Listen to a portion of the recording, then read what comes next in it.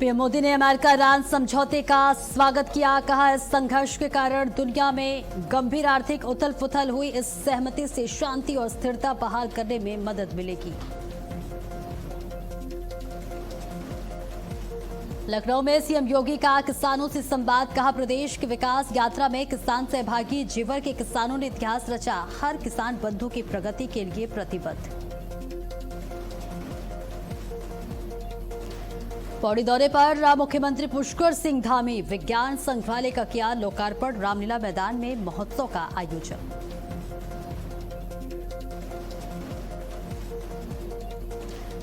AIMIM प्रमुख असदुद्दीन वैसी का बयान। कहा, बीजेपी को रोकने की नीयत से हम साथ देने को तैयार है। इज्जत और हिस्सेदारी के साथ बात हुई तो मजलिस तैयार है। मुरादाबाद में अवैध मजार पर चला बुलडोजर। भूमि विवाद की जांच के बीच कार्रवाई जारी। मौके पर भारी पुलिस बल तैनात।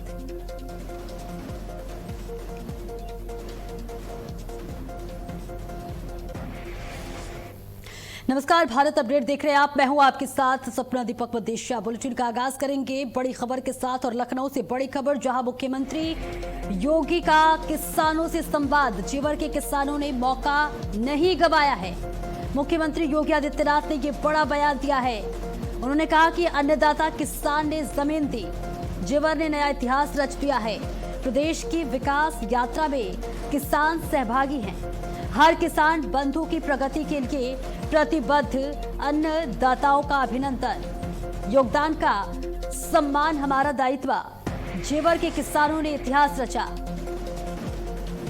तो सूबे के मुख्यमंत्री योगी आदित्यनाथ का यह बड़ा बयान सामने आया है, जहां किसानों को लेकर उन्होंने तमाम बातों का जिक्र किया और उन्होंने कहा कि जेवर के किसानों ने मौका नहीं गंवाया। अन्नदाता किसान ने जमीन दी है। इसके साथ ही मुख्यमंत्री ने कहा कि जेवर ने नया इतिहास रच दिया है। प्रदेश की विकास यात्रा में किसान सहभागी हैं। हर किसान बंधु की प्रगति के लिए सरकार प्रतिबद्ध है। अन्नदाताओं का अभिनंदन। तो मुख्यमंत्री योगी आदित्यनाथ ने तमाम बड़ी बातों का जिक्र किया और उन्होंने बताया कि किसान किस तरह से योगदान देते हैं और किसानों के लिए सरकार प्रतिबद्ध है। जेवर के किसानों ने मौका नहीं गंवाया है। इसके साथ ही मुख्यमंत्री ने कहा कि अन्नदाता किसान ने जमीन दी है।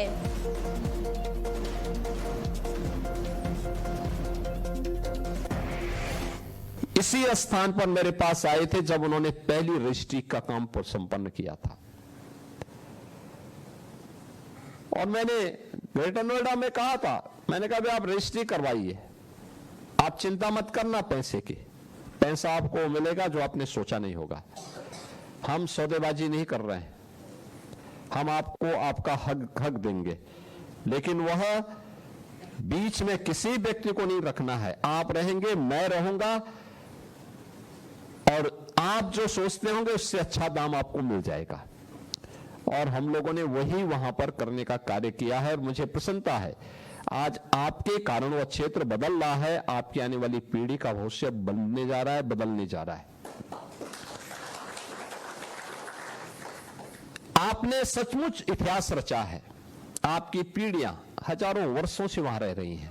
आपके पूर्वज हजारों और सैकड़ों वर्षों का आपका इतिहास है। उन्होंने कठिन परिस्थितियों में, देश की आजादी में भी लड़ाई लड़ी होगी, विपरीत परिस्थितियों को झेला, अपनी जमीन को बचा के रखा।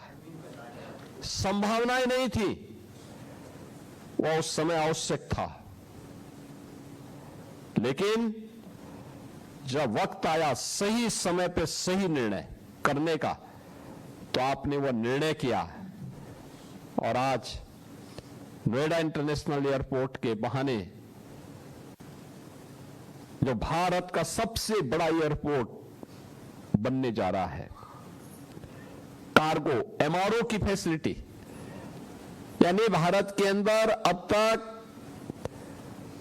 एयरक्राफ्ट मेंटेनेंस, रिपेयर, ओवरऑलिंग की कोई सुविधा नहीं। जिसके लिए सिंगापुर और दुबई जाना पड़ता था, अब वहां कार्य के लिए भी इसी क्षेत्र में, इसी एयरपोर्ट पे लोग आएंगे, दुनिया भर के लोग यहां आएंगे। और वाराणसी से बड़ी जानकारी आप तक पहुंचा दें, जहां दाल मंडी में आज फिर से बुलडोजर का बड़ा और कड़ा एक्शन देखने को मिला है। सुबह 6 बजे से ही बुलडोजर की कार्रवाई लगातार जारी है। 6 मकानों पर वीटीए का बुलडोजर चला है। रजिस्ट्री हो चुके मकानों का ध्वस्तीकरण लगातार जारी है। सुबह 6 बजे से ही लगातार ध्वस्तीकरण की कार्रवाई जारी है। तो प्रशासन का पीला पंजा चला है। सुबह 6 बजे से ही लगातार ध्वस्तीकरण की कार्रवाई जारी है। इलाहाबाद कोर्ट ने कुछ मकानों को स्टे दिया। जर्जर भवन घोषित मकानों को दिया है स्टे। नगर निगम ने 3 भवनों को जर्जर घोषित किया है, जिसके बाद ये बड़ा और कड़ा एक्शन देखने को मिला है। सुबह 6 बजे से ही लगातार ध्वस्तीकरण की ये कार्रवाई जारी है। जर्जर भवन घोषित मकानों को स्टे दिया गया है। नगर निगम ने 3 भवनों को जर्जर घोषित किया था, जिसके बाद प्रशासन का इन भवनों पर पीला पंजा चला है। ये बड़ी जानकारी सीधे वाराणसी से, जहां दाल मंडी में आज फिर से बुलडोजर का ये बड़ा एक्शन देखने को मिला है। इससे पहले भी कई बार ध्वस्तीकरण की कार्रवाई हो चुकी है और एक बार फिर प्रशासन का पीला पंजा चला है। बताया जा रहा है कि जिन मकानों पर पीला पंजा चला है, ध्वस्तीकरण की कार्रवाई हुई है, वो जर्जर था। और ऐसे में सुबह 6 बजे से लगातार ये कार्रवाई हो रही है। नगर निगम ने 3 भवनों को जर्जर घोषित किया था और जिसके बाद इन मकानों को ढहा दिया गया है, यानी कि ध्वस्तीकरण की कार्रवाई यहां पर की गई है। ये बड़ी जानकारी वाराणसी से आप तक पहुंचा रहे हैं, जहां दाल मंडी में एक बार फिर से प्रशासन का बुलडोजर चला है। और देखिए, ये तस्वीर आप तक साझा कर रहे हैं, जहां वाराणसी में बुलडोजर की कार्रवाई हुई है। लगातार 6 बजे से ही ये बुलडोजर की कार्रवाई हो चुकी है और ऐसे में बताया जा रहा है कि मकान जर्जर था, जिसके बाद नगर निगम का ये बड़ा आदेश आया। प्रशासन का बुलडोजर इन मकानों पर चला। और इस बीच अयोध्या से बड़ी खबर, जहां राम मंदिर चढ़ावा मामले में जांच के लिए अयोध्या पहुंची एसआईटी। जी हां, 15 दिनों में रिपोर्ट सौंपेगी एसआईटी। टीम ने मामले से शुरू की जांच पड़ताल और दस्तावेजों और अभिलेखों की जांच शुरू हो गई। 7 दिनों में प्रारंभिक रिपोर्ट सौंपनी होगी। ऐसे में आपको बता दें कि 7 दिनों के भीतर प्रारंभिक रिपोर्ट टीम जो है वो सौंपेगी। वित्तीय अभिलेखों की बारीकी से जांच होगी। तो ये बड़ी जानकारी सीधे आपको बता रही हैं अयोध्या से, जहां राम मंदिर चढ़ावा मामले में बड़ी जानकारी आप तक पहुंचा रहे हैं। जांच के लिए अब एसआईटी का गठन किया गया है और एसआईटी अयोध्या पहुंचेगी, जांच करेगी। 15 दिनों में रिपोर्ट सौंपेगी एसआईटी। तो देखिए, बड़ा खुलासा हो सकता है एसआईटी के जरिए, जहां टीम ने मामले से शुरू की जांच पड़ताल और इसके साथ ही दस्तावेजों और अभिलेखों की जांच शुरू हो चुकी है। क्या कुछ निकलकर सामने आता है और एसआईटी कौन से बड़े खुलासे करती है, इस पर सबकी नजर बनी हुई है। तो राम मंदिर चढ़ावा मामले में ये बड़ी अपडेट सामने आई है, जहां जांच के लिए अयोध्या एसआईटी पहुंच चुकी है और अब जांच पड़ताल की जा रही है। 15 दिनों में रिपोर्ट सौंपेगी एसआईटी और इसके साथ ही टीम ने मामले से शुरू की जांच पड़ताल और दस्तावेजों और अभिलेखों की जो जांच है वह शुरू हो चुकी है। और ज्यादा जानकारी के लिए विनय मिश्रा हमारे साथ जुड़ रहे हैं। विनय, आप देखिए, इस पूरे मामले में एसआईटी बड़ा खुलासा कर सकती है, क्या कुछ जानकारी? जी बिल्कुल, बता दें कि अयोध्या में श्री राम जन्मभूमि चढ़ावे मामले में मंदिर से जुड़े मामले की जांच के लिए गठित 3 सदस्यीय टीम एसआईटी टीम आज अयोध्या पहुंच गई है। यह एसआईटी टीम श्री राम जन्मभूमि तीर्थ क्षेत्र ट्रस्ट के अनुरोध पर उत्तर प्रदेश शासन द्वारा गठित की गई है। टीम में लखनऊ मंडलायुक्त विजय विश्वास पंत, आईजी रेंज किरण एस और वित्त विभाग के विशेष सचिव नील रतन शामिल है। एसआईटी टीम मामले से जुड़े सभी तथ्यों और दस्तावेजों की जांच करेगी तथा संबंधित पक्षों से जानकारी जुटाएगी। जांच पूरी होने के बाद टीम अपनी रिपोर्ट शासन को सौंपेगी। एसआईटी टीम के अयोध्या पहुंचने के साथ ही इस मामले की जांच प्रक्रिया औपचारिक रूप से शुरू हो गई है। कैमरे पर कोई आधिकारिक बयान फिलहाल सामने नहीं आया है, लेकिन जांच की प्रगति पर सभी की नजरें बनी हुई हैं। जी बिल्कुल, देखिए, हालांकि 15 दिन में एसआईटी रिपोर्ट सौंपेगी, लेकिन ऐसे में ये जानकारी सामने आ रही है कि जो जांच पड़ताल है वो शुरू कर दी गई है। क्या अब तक कोई अहम सुराग सामने आया है? जी जी बता दें कि अभी तक औपचारिक रूप से शुरू गई इस जांच में कैमरे पर किसी भी प्रकार की आधिकारिक बयान नहीं आया है, लेकिन इस पूरे मामले पर सभी की निगाहें टिकी हुई हैं। जी बिल्कुल, अब देखिए ये मामला जैसे सामने आया कई तरह के सवाल उठने लगे, सुरक्षा व्यवस्था पर भी सवाल उठने लगे। ऐसे में अभी क्या कुछ वहां पर सुरक्षा के लिहाज से देखा जाए तो माहौल है और कितनी सुरक्षित वो जगह कर दी गई है? बता दें कि सुरक्षा के दृष्टिया वहां पर प्रशासन का अमला जो है चाक चौबंद व्यवस्था की गई है, किसी प्रकार की कोई दिक्कत न हो, जिसके लिए टीम का भी गठन किया गया है। ये टीम जो है जो तथ्य सामने निकल कर आए उसमें जांच करेगी हर बिंदुओं पर, और लगातार अभी सोशल मीडिया या सभी माध्यमों से जो ये आरोप लग रहे हैं मंदिर में चढ़ावे की चोरी के मामले में, इस SIT आज वहाँ पहुंच चुकी है। जी बहुत बहुत शुक्रिया विनय आपका इस महत्वपूर्ण जानकारी के लिए। यानी हमें 15 दिन का इंतजार करना पड़ेगा, जब 15 दिन में कई बड़े खुलासे हो सकते हैं। चलिए आगे बढ़ते और अगली खबर की रुख करते हैं। मुरादाबाद से ये बड़ी जानकारी आपको बता दें, जहां अवैध मजार पर बुलडोजर चला है। सिविल लाइन्स इलाके में एक्शन लगातार जारी है। भूमि विवाद की जांच के बीच ये बड़ी कार्रवाई हुई है, जहां हाईवे चौड़ीकरण के लिए मजार ध्वस्त हुआ है। मौके पर भारी पुलिस बल तैनात है। स्थिति पर प्रशासन की लगातार निगरानी है और इसके साथ ही कार्रवाई के दौरान पुलिस प्रशासन अलर्ट है। मुरादाबाद से ये बड़ी जानकारी, जहां अवैध मजार पर बुलडोजर की बड़ी कार्रवाई देखने को मिली है। सिविल लाइन्स इलाके में लगातार एक्शन जारी है। मौके पर सुरक्षा बल तैनात है, भारी पुलिस बल की मौजूदगी है और इसके साथ ही पुलिस की मौजूदगी में ये कार्रवाई की जा रही है। स्थिति पर प्रशासन की निगरानी लगातार बनी हुई है। तो प्रशासन का ये बड़ा एक्शन देखने को मिला है मुरादाबाद में, जहां अवैध मजार पर बुलडोजर की कार्रवाई हुई है, ध्वस्तीकरण की कार्रवाई हुई है। सिविल लाइन्स इलाके में ये एक्शन लगातार जारी है, जिसकी तस्वीर आपको आपके टीवी स्क्रीन पर साझा कर रहे हैं, जहां मौके पर भारी पुलिस बल तैनात कर दिया गया है। स्थिति पर प्रशासन की लगातार निगरानी बनी हुई है। तो अवैध मजार पर लगातार शिकायतें आ रही थी, जिसके बाद ये बड़ा एक्शन देखने को मिला। ध्वस्तीकरण की ये कार्रवाई की गई है और देखिए तस्वीर आप तक साझा कर रहे हैं। इस खबर पर ज्यादा जानकारी के लिए आशुतोष मिश्रा हमारे साथ जुड़ रहे हैं। आशुतोष, देखिए अवैध बाजार पर ध्वस्तीकरण की ये कार्रवाई हुई है, अब तक कार्रवाई कितनी हुई है और क्या कुछ प्रतिक्रिया सामने आई है? पूरा मामला आपका मुरादाबाद से जो हरिद्वार के लिए रोड जाती है उस रोड का पूरा मामला है और ये कांवड़ यात्रा एक्चुअली आने वाली है। उसको देखते हुए ये अतिक्रमण हटाओ अभियान शहर में हर जगह चलाया जा रहा है, जिसको देखते आज ये कार्रवाई जो है की गई है, जिसके अंतर्गत ये जो ये मजार थी इसको जो है क्षतिग्रस्त किया गया है। क्या है, क्या पहले से नोटिस दिया गया था? और इसके साथ ही ये भी बताइए कि क्या विरोध का भी सामना करना पड़ा प्रशासन को? नहीं, प्रशासन का ये कहना है कि ये सार्वजनिक मार्ग पर बनी हुई थी और इसकी वजह से लगातार जो है जाम की स्थिति बनी रहती थी। इसी की वजह से इसको जो है यहाँ से हटाया गया है। बिल्कुल, आप इस खबर पर पूरी नजर बनाए रखें। बहुत बहुत शुक्रिया आशुतोष आपका इस महत्वपूर्ण जानकारी के लिए। और बदायूं से बड़ी खबर आपको बता दें, जहां फूड पॉइजनिंग से 13 लोग बीमार हो गए हैं। जहां सरसों तेल के सेवन से फूड पॉइजनिंग का यह पूरा मामला सामने आया है। पीड़ितों ने दुकानदार पर लगाए हैं कई गंभीर आरोप।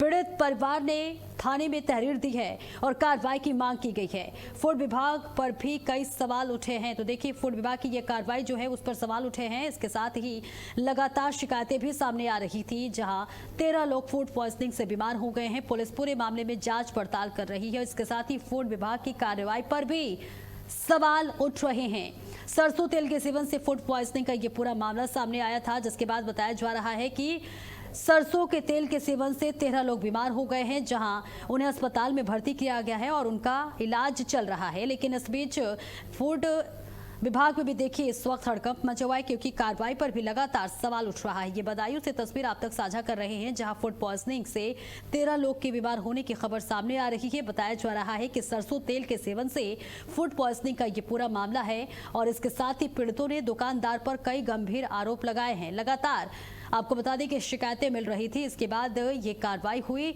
लेकिन पीड़ित परिवार ने थाने में यहां तहरीर दी और कार्रवाई की मांग की है। इस बीच फूड विभाग की कार्रवाई पर भी सवाल उठ रहे हैं। तो फूड पॉइजनिंग के शिकार 13 लोगों को इस वक्त इस अस्पताल में भर्ती कराया गया है, जहां उनका इलाज चल रहा है। हालांकि इस पूरे मामले में पुलिस जांच पड़ताल हो रही है। प्रशांत राठौर ज्यादा जानकारी के लिए हमारे साथ जुड़ रहे हैं। प्रशांत, देखिए 13 लोग बीमार हुए हैं, फूड पॉइजनिंग का शिकार हुए हैं। ऐसे में कहा जा रहा है कि फूड विभाग की कार्रवाई पर भी सवाल उठ रहे हैं, क्या कुछ जानकारी? जी बिल्कुल, मैं आपको बता दूं, पूरा मामला बिसौली कोतवाली क्षेत्र के सरवा गांव का है, जहां पर 13 लोग फूड पॉइजनिंग के शिकार हुए हैं। जिसके बाद में पीड़ित ने जब इसकी शिकायत की तो फूड इंस्पेक्टर दुकान पर पहुंचे। जांच के लिए उन्होंने जो सैंपल लेने चाहिए थे वो सैंपल नहीं लिए, बल्कि एक ब्रांडेड कंपनी का सीप है बोतल सैंपल के लिए। जिसके बाद में पीड़ित ने बताया कि जो मैं तेल लेकर गया था वो खुला हुआ तेल था, लेकिन जो फूड इंस्पेक्टर थे उन्होंने उस तेल को ना लेकर के एक सील पैक ब्रांडेड कंपनी का तेल सैंपल के लिए लिया गया, जिससे कहीं ना कहीं इसमें सवालिया निशान फूड इंस्पेक्टर की कार्रवाई पर भी उठ रहे हैं। जी बिल्कुल, अभी क्या दुकानदार जो है, दुकान मालिक है, उस पर कार्रवाई हुई है? जी नहीं, अभी तक दुकानदार पर कोई कार्रवाई नहीं की गई है, लेकिन वहीं अगर देखा जाए तो वहां पे जो सैंपल थे उसको लिया गया और जो फूड इंस्पेक्टर के साथ आए थे, पीड़ित का आरोप है कि वो वहां पर चाय पीते नजर आए हैं। जिसके बाद में पीड़ित को यही भरोसा नहीं है कि दुकानदार पर कार्रवाई होगी भी या नहीं होगी। बिल्कुल, ये अपने आप में बड़ा सवाल है, क्योंकि देखिए यहाँ पर फूड विभाग में भी लगातार सवाल उठ रहे हैं। बहुत बहुत शुक्रिया आपका प्रशांत इस महत्वपूर्ण जानकारी के लिए। और चलिए आगे बढ़ते हैं, जहां मैनपुरी में गांव ब्योंती निवासी ने जिला अधिकारी को प्रार्थना पत्र देकर जो है अपने परिवार की सुरक्षा की मांग की है। मैनपुरी से ये पूरा मामला आप तक पहुंचा रहे हैं, जहां आपको बताते चले कि प्रार्थना पत्र देकर अपने परिवार की सुरक्षा के साथ ही आरोपियों के खिलाफ सख्त कार्रवाई की मांग की गई है। पीड़ित का आरोप है कि 26 मई को उसके छोटे भाई को गांव के ही कुछ लोगों ने जान से मारने की नीयत से ट्रैक्टर चढ़ाकर गंभीर रूप से घायल कर दिया और घटना की सूचना मिलने पर पुलिस मौके पर पहुंची और घायल को जिला अस्पताल में भर्ती कराया गया, जहां से चिकित्सकों ने उसे पीजीआई से एफआई रेफर कर दिया है और मामले में मुकदमा दर्ज कर लिया गया है, जिसमें विभिन्न धाराओं के तहत आरोपियों के खिलाफ कार्रवाई की जा रही है। पुलिस प्रशासन मामले की जांच में जुटा हुआ है। तो आरोपियों के खिलाफ देखिए यहां सख्त कार्रवाई की गई है, जिसकी तस्वीर आप तक साझा कर रहे हैं। पुलिस प्रशासन इस पूरे मामले की जांच पड़ताल में जुटा हुआ है। निवासी ने जिलाधिकारी को प्रार्थना पत्र सौंपा है और देखना होगा क्या कुछ कार्रवाई की जा रही है, लेकिन इस बीच परिवार की सुरक्षा की मांग की गई है। मामला कुछ नहीं, मेरा भाई खाना खा रहा था, फोन करके बुलाया उसको, मारा पीटा, उसके ऊपर ट्रैक्टर चढ़ा दिया, बोल रहे हमारा कुछ नहीं कर पाओगे, मेरे पास बहुत पैसा है। कब किया ये घटना 26 तारीख की है। थाने में शिकायत की थी, सब कुछ किया था, सारा कुछ आता ही नहीं है, कोई हमारी सुनता नहीं है, बोलते तुम्हारा कुछ नहीं कर पाओगे। आप तमाम लोगों के साथ अपने भाई को ट्रैक्टर में लेके आए हैं, हाँ क्या चाहते हैं? हम चाहते हैं हमारा साहब न्याय हो बस। किसका एप्लीकेशन दे रहे हैं आज? और डीएम साहब को देंगे, एसपी साहब को भी देंगे, हम तो सबसे बोल रहे हैं, हमारी कोई सुन ही नहीं रहा है। कप्तान को भी देंगे, हमारी कोई सुन नहीं रहा। जी साहब, मेरी कोई सुनवाई नहीं भाई, इसलिए लेके आए यहाँ पर। क्या मामला क्या था पूरा मेरा बच्चे को बुला के 8 बजे टाइम पे खाना खा रहा था मेरा बच्चा, उस टाइम पे बुला के इन्होंने मारा। मेरे बच्चे के ऊपर ट्रैक्टर चला रहे थे, मैं भाग के, मेरी बिटिया मेरे घर से सब भाग के पहुंचे तब बचा पाया। मेरे पास सर वीडियो भी है, सारी चीजें हैं। घटना कब की है ये? हाँ जी, घटना कब की है? 26 तारीख की घटना, अभी तक कोई कार्रवाई नहीं हुई है। 26 तारीख की। 26 तारीख की? हाँ जी। थाने में मुकदमा लिखा गया क्या? लिखा, ऐसा ही लिखा गया। कोई कहता है इसमें कुछ नहीं होगा, कोई कुछ कह रहा, कोई कुछ कह रहा। पुलिस जब जाई नहीं रही, सुनवाई नहीं हो रही तो क्या हो जाएगा साहब। और चलिए आगे बढ़ते हैं। उन्नाव के सोहराबाऊ थाना क्षेत्र में फ्लिपकार्ट वेयर हाउस में कर्मचारियों ने वेतन वृद्धि की मांग को लेकर जोरदार प्रदर्शन किया है।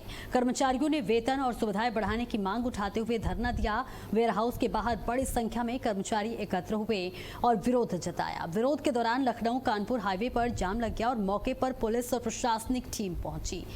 इस बीच बातचीत कर स्थिति सामान्य कराने का प्रयास किया गया। कर्मचारियों ने चेतावनी दी है कि जब तक मांगे पूरी नहीं होती आंदोलन जारी रहेगा। तो फ्लिपकार्ट कर्मचारियों का वेतन वृद्धि को लेकर यह प्रदर्शन देखने को मिल रहा है। प्रदर्शन से लखनऊ कानपुर हाईवे पर लंबा जाम लग गया है। मांगे पूरी नहीं होने तक आंदोलन जारी रखने की यहां चेतावनी दी गई है। तो फ्लिपकार्ट कर्मचारियों का वेतन वृद्धि को लेकर प्रदर्शन लगातार जारी है।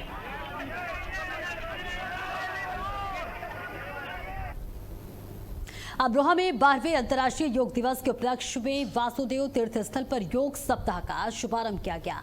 जिलाधिकारी डॉक्टर नितिन गौड़ और पालिका अध्यक्ष शशि जैन ने कार्यक्रम का उद्घाटन किया। उन्होंने नियमित योग को स्वस्थ जीवन का आधार बताया और लोगों से योग को दैनिक दिनचर्या का हिस्सा बनाने का आह्वान किया। वही कार्यक्रम में नगर पालिका अध्यक्ष शशि जैन, मुख्य विकास अधिकारी अश्विनी कुमार मिश्र सहित कई प्रशासनिक अधिकारी मौजूद रहे। योग सप्ताह के शुभारंभ के बाद उपस्थित अधिकारियों, जनप्रतिनिधियों और बड़ी संख्या में आम जन ने सामूहिक रूप से योगासन किए और विभिन्न योग अभ्यासों के भाग लेकर राष्ट्र स्वास्थ्य के प्रति जागरूकता का संदेश दिया। योग सप्ताह के पहले दिन आयोजित कार्यक्रम में उत्साह का माहौल देखने को मिला। वक्ताओं ने कहा कि योग भारतीय संस्कृति की अमूल्य धरोहर है और इसके नियमित अभ्यास से शारीरिक और मानसिक स्वास्थ्य को बेहतर बनाया जा सकता है। कार्यक्रम में बड़ी संख्या में लोगों की सहभागिता रही।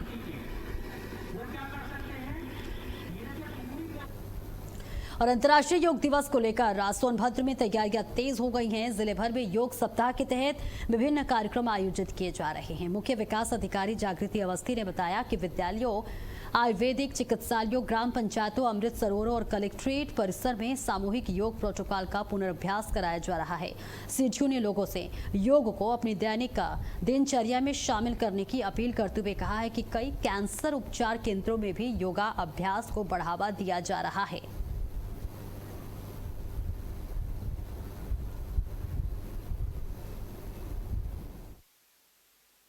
अंतर्राष्ट्रीय योग दिवस 21 जून को मनाया जाएगा। उसी के क्रम में ये एक सप्ताह पूर्व से ही ये सामूहिक योग प्रोटोकॉल पूर्वाभ्यास किया जा रहा है। तो आज कई जगहों पर, जैसे कि आयुर्वेदिक जितने भी चिकित्सालय हैं, विद्यालय हैं, ग्राम पंचायत, अमृत सरोवर, आज यहाँ कलेक्ट्रेट पर सामूहिक रूप से सभी लोगों द्वारा योगाभ्यास किया जा रहा है। इस क्रम में ये हफ्ते भर चलाया जाएगा और 21 तारीख को फिर फाइनली योग दिवस, जो कि इस बार सलखन फॉसिल पार्क में बनाने की योजना है, फिर वहां पर इसको सभी लोग मिल करके एक बड़े स्तर पे करें। और खबर बांदा से है, जहां चंद्रावल नदी में नहाने गए 3 बच्चों की डूबने से मौत हो गई। घटना की सूचना मिलते ही इलाके में अफरा तफरी का माहौल हो गया। मौके पर पहुंची पुलिस और प्रशासन की टीम ने गोताखोरों की मदद से रेस्क्यू अभियान शुरू किया, जिसके करीब 1 घंटे की कड़ी मशक्कत के बाद तीनों बच्चों के शव को बरामद कर लिया गया है और पोस्टमार्टम हेतु भेजा गया है। 3 बच्चों की मौत से गांव में कोहराम मचा हुआ है।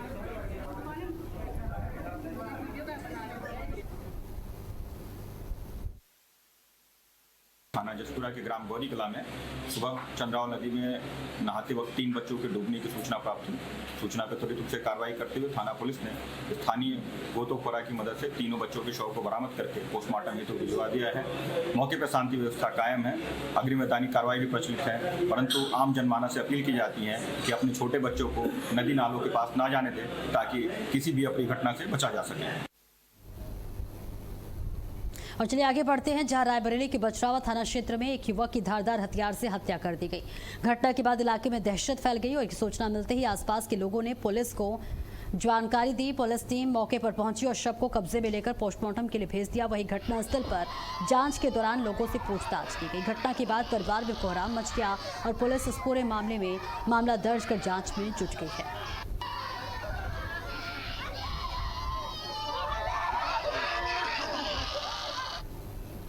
और वाराणसी में अपने बेटे की सफाई में शामिल होने आए एक बुजुर्ग को गोली मारकर हत्या कर दी गई। घटना के बाद चौक थाने की पुलिस मौके पर पहुंची। वहीं डीसीपी काशी गौरव बंसवाल ने भी मौके पर पहुंचकर मामले की जानकारी ली। इस पूरे मामले में मृतक के शव को कब्जे में लेकर पोस्टमार्टम के लिए भेज दिया गया है। वहीं घटना के अनावरण के लिए पुलिस की टीम गठित की जा रही है।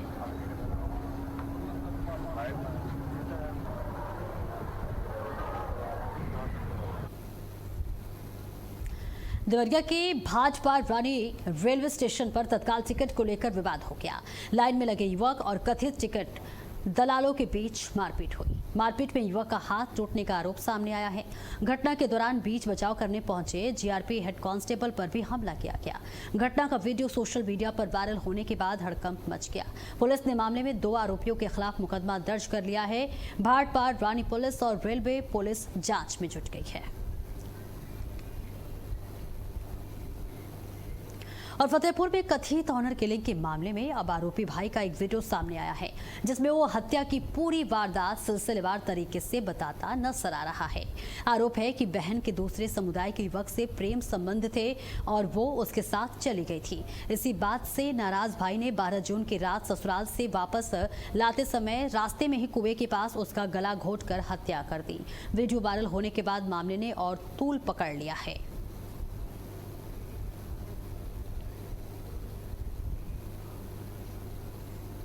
और फिलहाल इस बुलेटिन में इतना ही। खबरों का सिलसिला लगातार